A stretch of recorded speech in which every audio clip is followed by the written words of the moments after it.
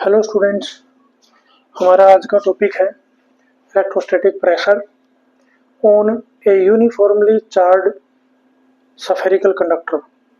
तो यहाँ पर समझने की बात है, स्फेरिकल कंडक्टर है ये। तो कंडक्टर्स मेटल्स होते हैं और मेटल्स के अंदर जो इलेक्ट्रिक फील्ड है वो आपका जीरो होता है। ठीक है, तो यहाँ पे हमें पता लगता है गॉस लॉ का आप यूज करते हैं इंटीरियर में इलेक्ट्रिक फील्ड फाइंड आउट करने के लिए। सो ई inside a conductor that is always zero and potential this is same v inside a conductor यानी कि potential that is same जो उसकी वैल्यू सरफेस पे होती है और ये स्फेरिकल है। तो इस केस में हमारे पास हो जाएगा 4 pi epsilon not into r। r is the radius. Okay, तो ये यूनिफॉर्मली चार्ज है, तो q चार्ज है जो वो सरफेस के ऊपर डिस्ट्रीब्यूटेड है। तो देखिए, मैं इस केस को कंसिडर यहाँ पे बना लेते हैं। हमारे पास है ये कंडक्टिंग स्फीयर है, तो इसका सेंटर यहाँ पे हो गया। ठीक है, सेंटर की यहाँ पे वैसे कोई डिस्कस करने की जरूरत नहीं है, आपको सिर्फ ये पता होना चाहिए ई इनसाइड में जीरो है। This is very important. और गॉस लॉ का यूज करके आप यहाँ पे फाइंड आउट करते हैं। अगर मान लो आपको कोई कंडक्टर दे रखा है स्फेरिकल और उसके इनसाइड में आप इलेक्ट्रिक फील्ड फाइंड आउट करते हैं, क्योंकि कंडक्टर में को जितना भी चार्ज देते हैं वो उसके आउटर सरफेस पे रिसाइड करता है आफ्टर गेटिंग रिलैक्सिंग। तो अंदर कोई भी चार्ज नहीं होता। Charge density in the interior of conductor that is zero. तो अंदर चार्ज जीरो नहीं है, तो इसलिए ई इनसाइड है वो भी आपका क्या आएगा, जीरो आएगा। तो इसके इंटीरियर में जो इलेक्ट्रिक फील्ड है वो आपका जीरो है और वी कॉन्स्टेंट। ओके, तो यहाँ पर देखेंगे आप यूनिफॉर्मली चार्ज है, सारा चार्ज यहाँ पे यूनिफॉर्मली डिस्ट्रीब्यूटेड है। So Q this will be equal to sigma into 4 pi r square. तो जो आपका यूनिफॉर्म चार्ज डिस्ट्रीब्यूशन है, मतलब कि जो सिग्मा है that is independent of space coordinate. कोई भी पार्ट अगर इसका यहाँ पे लूँ, यहाँ पे लूँ, कोई भी सरफेस एलिमेंट कहीं पे भी ले, वहीं पर अगर सरफेस एलिमेंट का साइज सेम है तो चार्ज भी आपको सेम मिलेगा। चलिए, अब आपको प्रेशर फाइंड आउट करना है and you know pressure this is equal to force upon area. तो पहले फोर्स फाइंड आउट करेंगे। ठीक है, और फोर्स फाइंड आउट करने के लिए आपको पता है force is equal to Q into E. तो पहले इलेक्ट्रिक फील्ड की नॉलेज होनी जरूरी है। अब इस चीज को अंडरस्टैंड करने के लिए, प्रॉब्लम को अंडरस्टैंड करने के लिए मैं एज्यूम कर लेता हूं, ठीक है, ये जो स्फीयर है ना आपका, जो यूनिफॉर्मली चार्ज है, it is made up of two parts. और टू पार्ट्स मैं आपको यहाँ पे दिखा रहा हूँ। एक तो यहाँ से लेकर के यहाँ तक का ये एक सरफेस एलिमेंट ले लिया मैंने, ये सरफेस एलिमेंट मैं इसको ब्लू कलर से दिखा देता हूँ।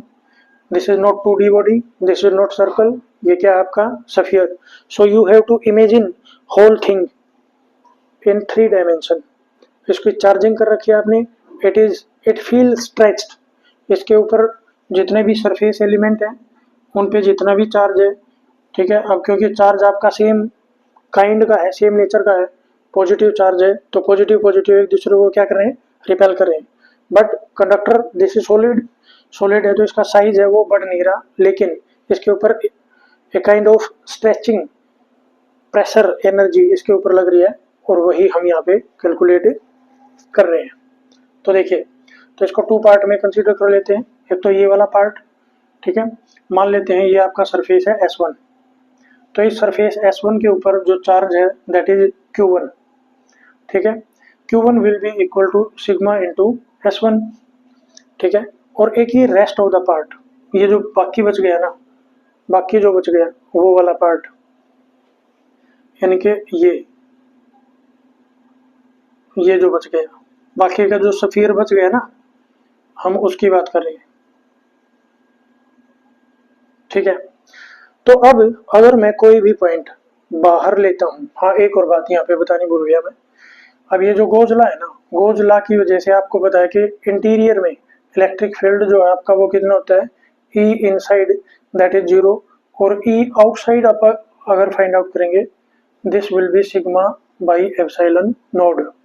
ठीक है, अब कंडक्टर को मैंने 2 पार्ट में डिवाइड कर लिया और मैंने एक पॉइंट ले लिया बाहर, यहाँ पे this point P it is outside. तो आपका ये जो छोटे वाला सरफेस है S1 और ये जो बड़ा सरफेस है S2, ये दोनों की वजह से यहाँ पर जो इलेक्ट्रिक फील्ड होगा that will be in this direction. तो जो पहला सरफेस है आपका S1 छोटे वाला, उसकी वजह से जो P पॉइंट पे इलेक्ट्रिक फील्ड होगा वो इधर होगा, मैं इसको लिख देता हूँ E1 क्योंकि पॉजिटिव चार्ज है और electric field will be away. ठीक है, दूसरा जो ये रेस्ट ऑफ द सरफेस है, ठीक है, रेस्ट ऑफ द सरफेस है, इसकी वजह से इलेक्ट्रिक फील्ड किधर होगा, अवे, क्योंकि ये भी पॉजिटिवली चार्ज है, तो इसकी वजह से इलेक्ट्रिक फील्ड है इधर E2। तो EP यानी कि P पॉइंट के ऊपर जो नेट इलेक्ट्रिक फील्ड है वो कितना होगा, E एट पॉइंट P, और आप फाइंड आउट कर रहे हैं just outside, P point is just outside. This will be vector sum of electric field due to charge on S1 surface and S2 surface। ठीक है, ये एक लाइन क्लियर होगी। दूसरा देखिए, अगर मैं कोई भी पॉइंट इंटीरियर में ले लेता हूँ, यहाँ अंदर ले लिया मैंने कोई point and this point is Q, तो अब आप देखें ये जो पॉइंट है ना, ये S2 सरफेस के तो उधर है, राइट हैंड साइड में लाई कर रहा है, और S1 सरफेस इस सरफेस के लेफ्ट में लाई कर रहा है। तो यहाँ पर Q पॉइंट के ऊपर जो इलेक्ट्रिक फील्ड होगा मैं उसको यहाँ पे दिखाने की कोशिश करूंगा। तो एक तो सरफेस S1 है और एक आपका S2 सरफेस है, तो S1 की वजह से होगा इधर, ठीक है, ये आपका Q पॉइंट है, दिस इज Q पॉइंट, और जो S1 सरफेस है ये वाला, इसकी वजह से इलेक्ट्रिक फील्ड इधर होगा, so the electric field will be इधर and this is E1। Okay, क्योंकि P and Q these point are on different side and very close to the surface, so E1 इधर हो गया एंड S2 के अब भी P एंड Q दोनों के दोनों किधर हैं, लेफ्ट और राइट हैंड साइड में। तो यहाँ पे जो इलेक्ट्रिक फील्ड होगा Q पॉइंट पे S2 सरफेस की वजह से वो अब भी उधर ही है, E2। ठीक है, और ये हो गई आपकी बाउंड्री, क्योंकि Q पॉइंट इनसाइड में है। तो अगर मैं यहाँ पे निकालता हूँ EP, तो मेरे पास आ जाएगा EP, this will be equal to now EQ and Q point is just inside, so this will be, इसको ले लेता हूँ मैं। अब क्योंकि E1 उधर और इधर सेम नहीं दिखा सकते, तो मैं इसको डैश प्राइम लगा देता हूँ इनके ऊपर, सो E1 prime plus E2 prime, this is your second relation. अब देखिए आप कंडक्टर के इनसाइड में है, लेकिन यहाँ पे गोज लॉ क्या कह रहा है कि इनसाइड में इलेक्ट्रिक फील्ड कितना होना चाहिए, 0, तो ये आपका 0 होना चाहिए। दूसरी बात, आउटसाइड में आपका जो फील्ड है वो कितना होना चाहिए, it must be equal to sigma by epsilon naught. ठीक है, ये होना चाहिए।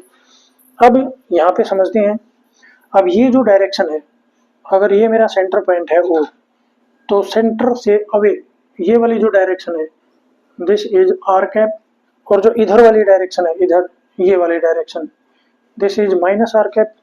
ठीक है, अब मैं इनकी वैल्यूज रखूंगा, तो E1 E2 ये जो दोनों डायरेक्शन है these are along R cap. ठीक है, तो मैं यहाँ पे लिख देता हूँ EP at point P this will be sigma epsilon naught R cap. Okay, अब यहाँ पर अगर आप अंदाजा लगाएं और वैल्यू सब्स्टिट्यूट करें इनकी, तो मेरे पास दोनों का वेक्टर सम 0 आ रहा है, तो इसका मतलब हुआ मेरे पास जो E1 है E1 प्राइम और वेक्टर है, तो इसकी डायरेक्शन है, और ये जो है Q से इधर है, यानी कि सेंटर की तरफ, तो यहाँ पर आ गया minus R cap plus E2 prime E2 prime. This is E2 prime. It is outside and this is away from the center. तो इसका मतलब यहाँ पे क्या आएगा, प्लस आर कैप दोनों की direction, and this is equal to 0।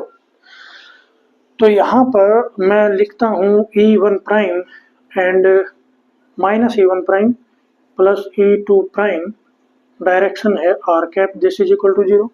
It can be 0 when this bracket is equal to 0। तो यहाँ से मुझे पता लग गया, यहाँ से मैं कंक्लूड कर सकता हूँ, क्या कंक्लूड कर सकता हूँ, E1 prime is equal to E2 prime, यानी कि इन दोनों का जो मैग्नीट्यूड है ना वो सेम है। ठीक है, इन दोनों का जो मैग्नीट्यूड है वो सेम है। तो क्यू पॉइंट पे दोनों फील्ड हैं वो एक दूसरे को क्या कर रहे हैं, नेग्लेक्ट कर रहे हैं। So it will become a null point. यहाँ पे इलेक्ट्रिक फील्ड है 0 and it is in accordance with the Gauss law. Done. ठीक है, तो ये आ गया। अब आपको ये समझना है कि जो क्यू पॉइंट है ना और पी पॉइंट है, these are very close to each other. One is just outside and another is just inside. एक जस्ट बाहर है और एक पॉइंट है वो जस्ट इनसाइड है। तो मैं मान सकता हूँ यहाँ पे, और दोनों की डायरेक्शन भी देखिए क्या है, इट इज अवे, और ये भी है आर कैप के अलोंग, ये भी आर कैप के अलोंग। तो यहाँ पर हम एक अप्रोक्सीमेशन यूज कर रहे हैं and the approximation is we are assuming, assume कर रहे हैं यहाँ पे आप E2 prime that is equal to E2। Okay, ये बात होगी। तो यहाँ से अगर E2 प्राइम इक्वल है E2 के, तो इसका मतलब E2 एंड E1 प्राइम ये भी क्या है, सेम है। ठीक है, तो ये हो गया। And why this is, why because P is very close to Q। Okay, तो ये हो गया। अब आपको क्या फाइंड आउट करना है यहाँ पे, ई का अमाउंट फाइंड आउट करना, और उसके लिए आप इसका यूज करेंगे पहले वाली इक्वेशन का। तो पहले वाली इक्वेशन क्या कह रही है, E1 प्लस E2। ठीक है, तो यहाँ पर देखेंगे E2 कहाँ पे गया, E2 is equal to E2 prime. तो मैं यहाँ पे रख देता हूँ इसको, यहाँ पे रिजल्ट रखेंगे आप। तो E1 prime and E2 prime. तो E2 प्राइम निकाल लेता हूँ मैं, E2 prime E1 are cap कहाँ पे लिखा ही नहीं, E1 का मैग्नीट्यूड देखिए किधर होगा, E1 दिस इज E1 और डायरेक्शन है आर कैप। तो यहाँ पे लिख देता हूँ मैं E1 are cap plus E2। अब E2 किधर है, E2 ये भी आर कैप के अलोंग है। तो ये हो गया मेरा E2 R cap and this is equal to this one. Okay, तो यहाँ पर देखिए इसको सोल्व कर लो, आर कैप, तो मेरे पास आ गया E1 plus E2 this is equal to sigma by epsilon naught. ठीक है, और यहाँ पर देखें आप हमारा जो E1 है, E1 prime and E2 prime. अब देखिए ये जो E1 एंड E1 प्राइम है, E1 तो हो गया S1 सरफेस की वजह से, S1 सरफेस की वजह से इसके राइट हैंड साइड में, और E1 प्राइम है ये Q पॉइंट पे हो गया इधर। ठीक है, तो क्योंकि ये सेम सरफेस की वजह से फील्ड है। ठीक है, तो E1 will be equal to, E1 will be equal to, यहाँ पर देखिए E1 will be equal to E1 prime in magnitude. इनका मैग्नीट्यूड भी सेम होना चाहिए आपका। ठीक है, लॉजिकली, क्योंकि देखिए अगर मान लो यहाँ पर मेरे पास एक पॉजिटिवली चार्ज प्लेट है इनफाइनाइट, तो यहाँ पर जो इलेक्ट्रिक फील्ड होगा उधर होगा, इसका मैग्नीट्यूड होगा सिग्मा बाई 2 एप्सिलॉन नोड। यहाँ पर जो प्लेट होगी उसकी वजह से फील्ड किधर होगा, इधर होगा। ये प्लेट है जो इस पॉइंट पे फील्ड इधर होगा, लेकिन इसका अमाउंट भी कितना होगा, सिग्मा बाई 2 एप्सिलॉन नोड, तो सेम होगा। तो इसका मतलब E1 prime and E1 there magnitude is same. और यहाँ पे ये रिलेशन क्या कहता है, E2 कहाँ पे गए, ये देखिए E1 prime is equal to E2 prime. तो इसका मतलब ये जो सारे फील्ड है ना, इनकी डायरेक्शन अलग अलग है, लेकिन ये क्या है, इक्वल है। तो यहाँ पर देखें तो E1 prime and E2 prime ये भी आपके सेम हो गए, and E1 and E1 prime ये भी सेम है, and E2 prime and E2 ये भी सेम है। तो इसका मतलब क्या हुआ, मैं इसको क्या लिख सकता हूँ, ट्वाइस ऑफ, मैं लिख सकता हूँ इसको twice of E2 that is equal to sigma by epsilon naught, और यहाँ से मेरे पास आ गया E2 that is sigma by 2 epsilon naught. Done. तो यहाँ पर ये जो E2 है ना, E2, ठीक है, और E2 में E2 is the electric field due to this red rest of the part, इसकी वजह से इलेक्ट्रिक फील्ड है, ठीक है। And S1 this small surface element which is charged it is placed in the electric field due to rest of the charge and that is E2, ठीक है। तो यहाँ पे मैं लिख रहा हूँ, देखिए आपको समझ में आएगा। अभी इसको क्लीन कर देते हैं, इसको भी क्लीन कर देते हैं, ये बेसिक पॉइंट है, ये समझ में आ गए होंगे। इसको भी क्लीन कर देते हैं और टॉपिक फिनिश करेंगे। देखिए अब आगे बढ़ते हैं। तो हमारे पास E2 यानी कि electric field due to S2 surface charge, ठीक है, this is E2 equal to sigma by 2 epsilon naught. Clear. अब देखिए इस सरफेस में, इस इलेक्ट्रिक फील्ड में कौन रखा हुआ है, ये वाला सरफेस S1, ठीक है। तो इसके ऊपर फोर्स किधर लगेगा, ये पॉजिटिवली चार्ज है तो इसके ऊपर फोर्स बाहर की तरफ लगेगा। तो यहाँ पे लिख देता हूँ मैं, force experienced by surface by S1 surface charge placed in the electric field of S2 surface charge, ठीक है, दिस विल बी F मान लेते हैं। अब स्मॉल सरफेस है, स्मॉल चार्ज है, तो जो फोर्स है वो भी क्या मान लिया मैंने, स्मॉल है, and this will be equal to, अब इसके ऊपर जो चार्ज है वो कितना है मान लेते हैं, DQ। अच्छा ये Q1 माना हुआ है, ठीक है, तो इसको मान लेता हूँ मैं F1, force on surface S1 this is equal to charge Q1 into electric field किसका, सेकेंड सरफेस का। डन। तो यहाँ पे वैल्यू सब्स्टिट्यूट करनी है, F1 this is equal to, यहाँ पे लिखता हूँ,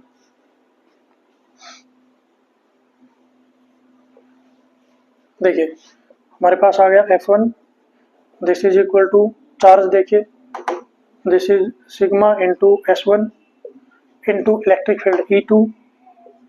तो जो E2 है ना उसकी वैल्यू देखो क्या है, सिग्मा बाई 2 एप्सिलॉन नोड। तो यहाँ पे रख दिया मैंने सिग्मा बाई 2 एप्सिलॉन नोड। अब देखिए ये इलेक्ट्रिक फील्ड किधर है, आर कैप के अलोंग, तो यहाँ पे लिख दिया मैंने आर कैप। डन। तो ये आपका फोर्स आ गया, ठीक है, जो कि इस ब्लू कलर का जो S1 सरफेस है, चार्ज सरफेस है, उसके ऊपर लग रहा है, ठीक है।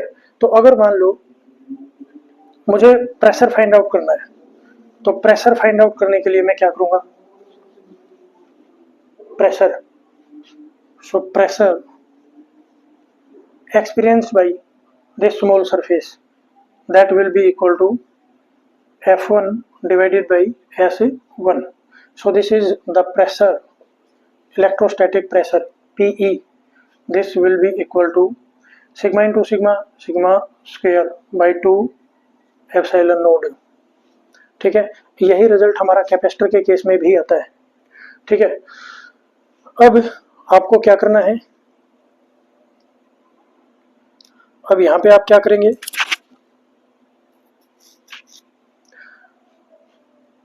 आप इसका कंपैरिजन कर सकते हैं जो आपकी इलेक्ट्रोस्टैटिक पोटेंशियल एनर्जी डेंसिटी होती है, that is given by UE. This is 1/2 epsilon node E square. E की वैल्यू रखेंगे यहाँ पे तो हमारे पास आ जाएगा 1/2. अब ये जो E है ना, ये वाला E और ये जो आपने यहाँ पर वैल्यू रखी है, this is the value of E2. और ये जो E है ये वो है जो आपने गोल्स लॉ से निकाला था, ठीक है ना, यानी कि ये आपका कंडक्टिंग सफियर है. तो दोनों का E1 एंड E2 का सम है जो E at point P, this is E and which is sigma by 2 epsilon naught. देखिए यहाँ पे लिखा था आपने E1 prime equal to E2 prime and E1 E2 prime equal to E2 and E2 equal to E1. ये भी आया था हमारा, यहाँ पे नोट किया था मैंने. सो this will be twice of E1 और twice of E2 you can write. तो अगर ट्वाइस करेंगे इसका तो हमारे पास आ जाएगा सिग्मा बाई एप्सिलॉन नोड.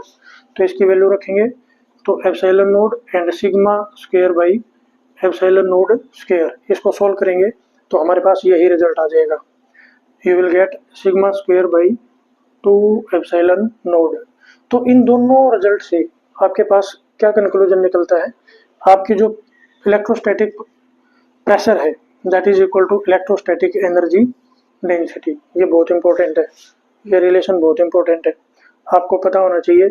इस वाले रिलेशन में और इस वाला ये जो यहाँ पर E equal to sigma by epsilon naught relation यहाँ पे मैंने सब्स्टिट्यूट किया है, इन दोनों में डिफरेंस क्या है. If your concept are not clear then you will remain confused. So it will be better to understand the Gauss law, their results, and the key points which will help you the outcomes of the Gauss law to solve this problem.